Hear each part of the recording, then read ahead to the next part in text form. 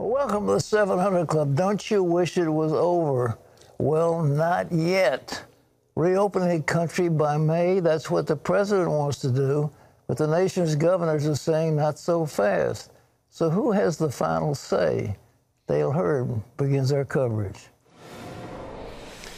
The president says he wants to reopen the economy by May.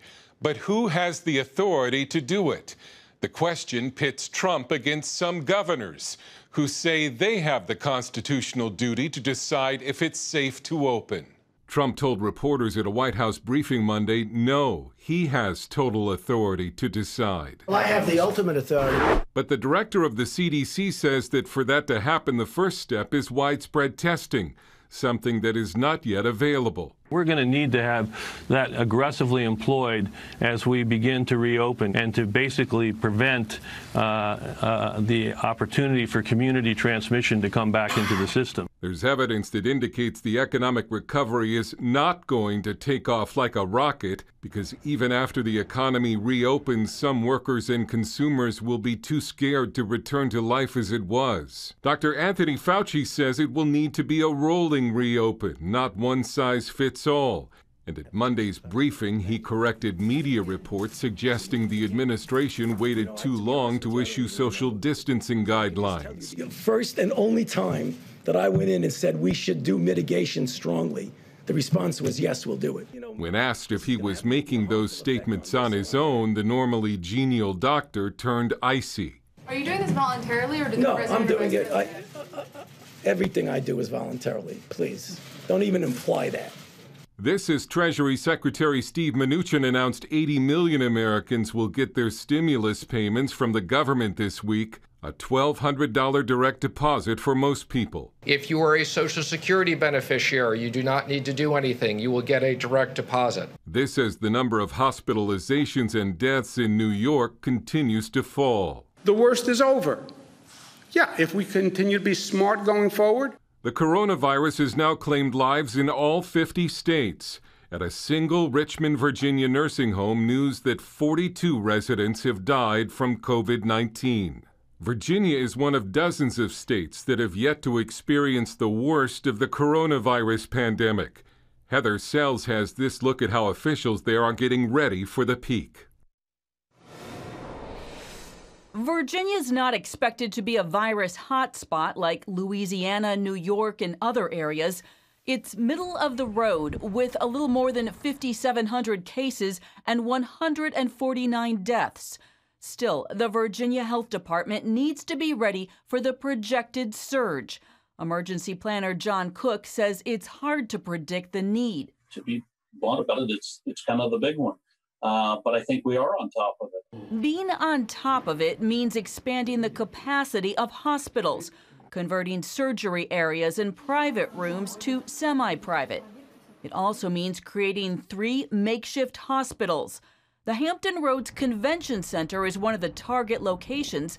The state is planning for more than 500 beds here. It's a concept based on the Javits Convention Center in Manhattan, which is serving as an overflow hospital. The model that we're using is sort of a step-down facility. Once folks have gone through the worst of their course of illness, then we're hoping to be able to relieve some of the surge on a hospital. Cook's other focus is getting supplies from the Strategic National Stockpile. He's distributing masks and gowns from the federal government and distributing them to frontline workers, like home health agencies and doctors' offices. Right now, there's not enough, and Cook says it's hard to anticipate needs going forward. The variable is how many patients do you see in a day? His colleague, epidemiologist Nancy Lemus, is one of the chief investigators of the virus in Virginia's eastern region. A key element, what were COVID patients doing the 48 hours before they got sick? And we're asking them who they were around, who they had close contact for more than 10 minutes face to face. And those are the people that we want to talk to make sure that they're aware that they have been exposed. These people and others may feel fine or just a little sick, but they may be spreading the virus. We know there are different degrees in the disease where somebody can be mildly symptomatic versus being really, really sick. So the people who are mildly symptomatic may think they just have a cold. Lemus says it's hard to know if social distancing and respiratory etiquette are working. She won't really know until Virginia's cases begin to drop off, hopefully in the next couple of weeks. Heather Sells, CBN News.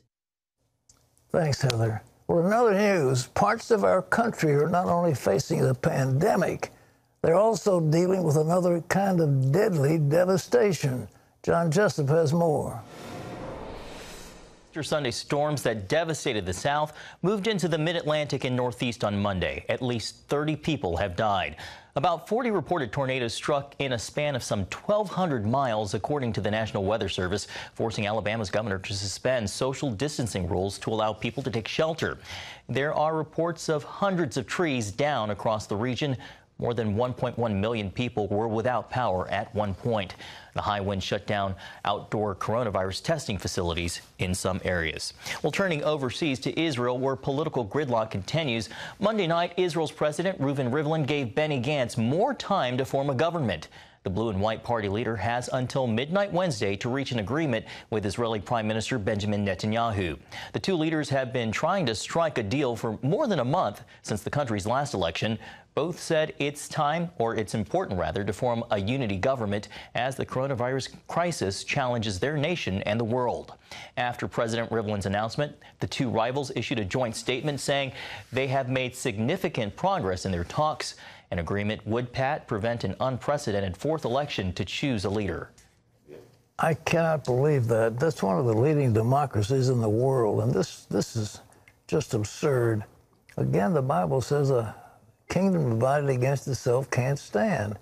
And I know Israel is beset with enemies all around them, and this is an ego thing. It's an ego thing. You know, the Betai News has a few delegates. And if they would give on some of these points, but they're not going to do it. They're holding, well, this is our hard line. And Benny Gantz, who's a nice guy, well, this is our hard line. And Netanyahu, this is my final point. And somebody needs to give a little bit. And because Israel, we want a strong Israel, just like we want a strong United States. And we earnestly pray for our good friends in Israel because they're all good guys. I mean, Netanyahu is a good friend. Benny Gantz is a good friend. They're nice men. And I just don't understand what's going on. But we really need to pray about it. John? Pat, as Israeli leaders grapple over who will take charge, the nation's defense forces are fighting a new enemy. CBN Middle East Bureau Chief Chris Mitchell shows us how the IDF is taking on new roles as it battles the coronavirus. From high-tech warfare against rockets from Gaza and Hezbollah tunnels to cybersecurity and troops on the ground, the Israel Defense Forces is cutting edge. Now, due to COVID-19, the IDF has expanded its mission. A key part of the national situation is to provide information. So there are call centers that have been manned by IDF personnel together with Magen David Adom and with the Ministry of Health and other officials. Lieutenant Colonel Jonathan Conrica says while it's early in the process, the IDF is rolling with the changes. It's really an overall effort with different parts of the IDF, the logistic teams, the medical corps, and even technological units that are providing novel adaptations to existing technologies. For instance, adapting different ventilators to hospital use. And there's more. Another effort that we are part of, again through the Homefront Command, which is part of the IDF, is to refit hotels as makeshift hospitals or centers for quarantine and treatment of those suffering from mild symptoms.